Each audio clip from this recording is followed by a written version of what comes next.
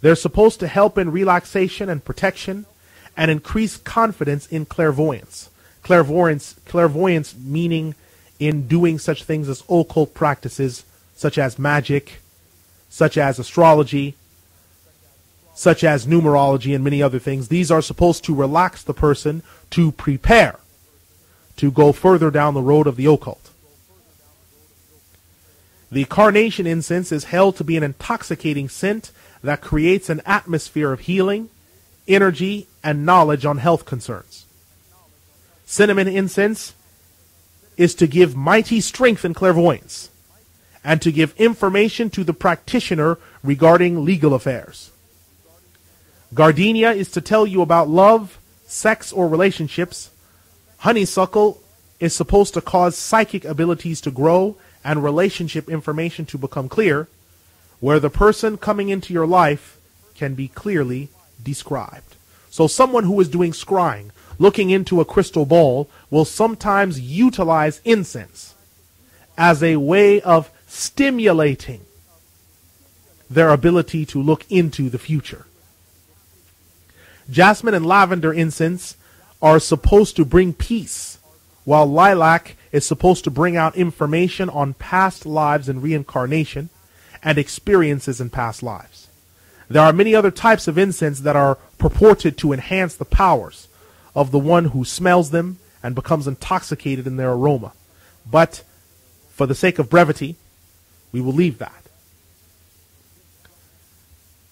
Now, we have to understand that we are not saying that incense in its origin or essence is evil. But we need to keep this in mind. The kuffar that used to worship idols,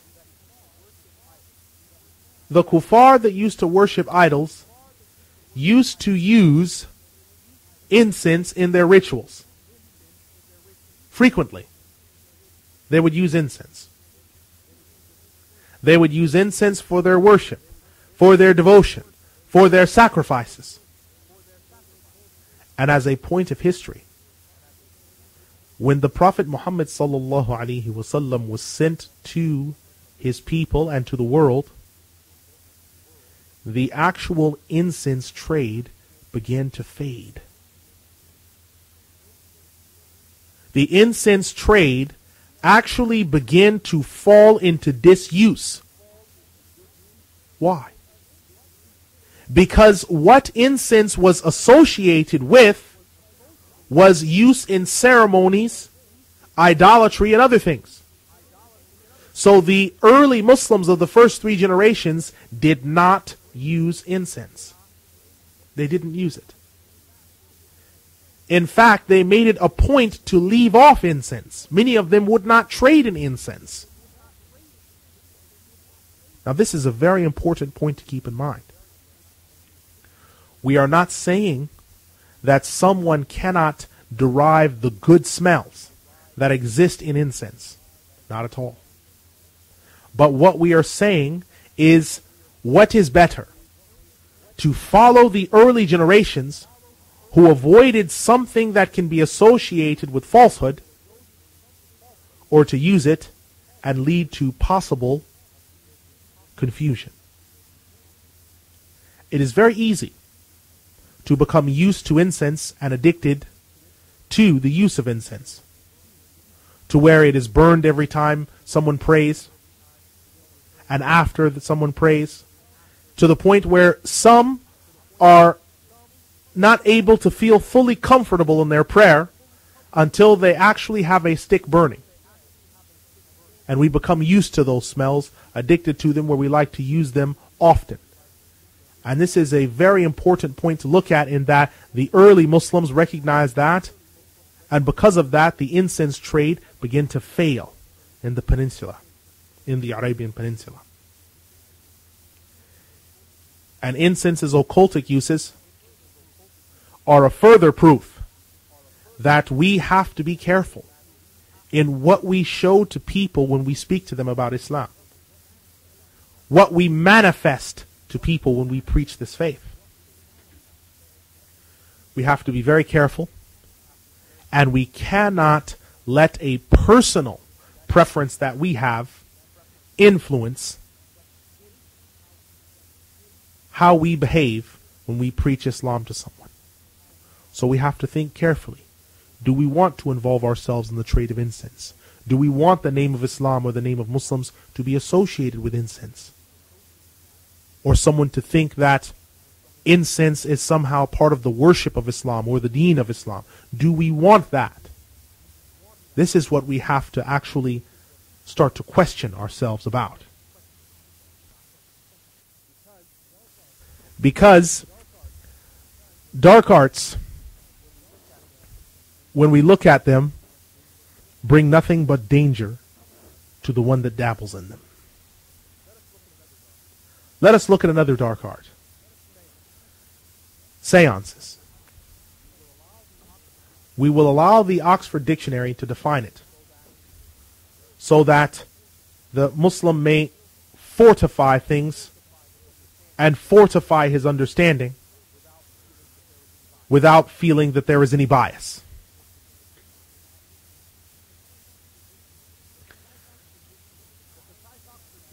The Concise Oxford Dictionary defines seance as, quote, seance as a noun, session of a society or a deliberative body, and meeting for exhibition or investigation of spiritual phenomenon, closed quote. This is taken from the Concise Oxford Dictionary, page 948. Now the word seance comes from the Latin word sedere, which means to sit. And what it symbolizes is the people would sit down, and by concentrating through incense and candles and other aromatic scents and things, they would call upon spirits, and these spirits would in turn give them information. Thus, if someone was interested in finding out, as they say, whether their grandmother or their grandfather who had died in a horrific accident, to find out how they are doing in the other world, they would contact someone to do a seance. They would do a seance and supposedly conjure up the image of that person. And the person would speak to say that they were doing well and fine, and that the accident had been painful, but now they were in a new and happy place, no longer to feel any more pain.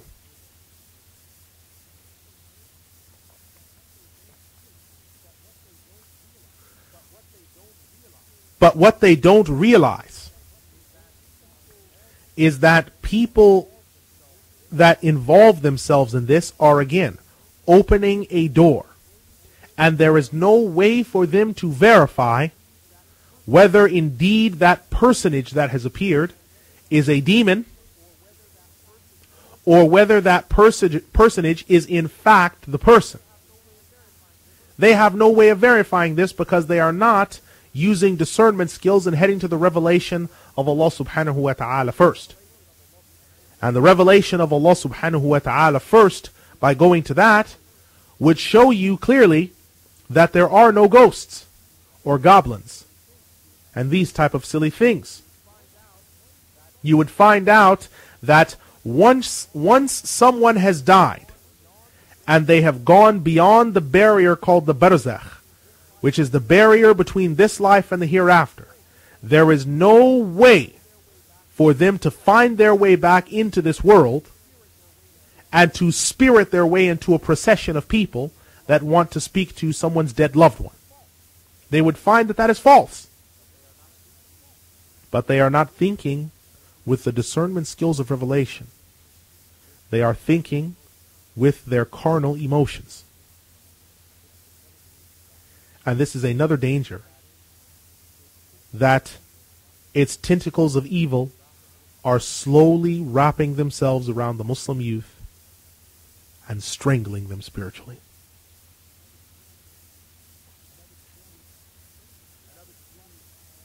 Another disease that is striking at our older people, our professionals, our businessmen, is the curse of feng shui.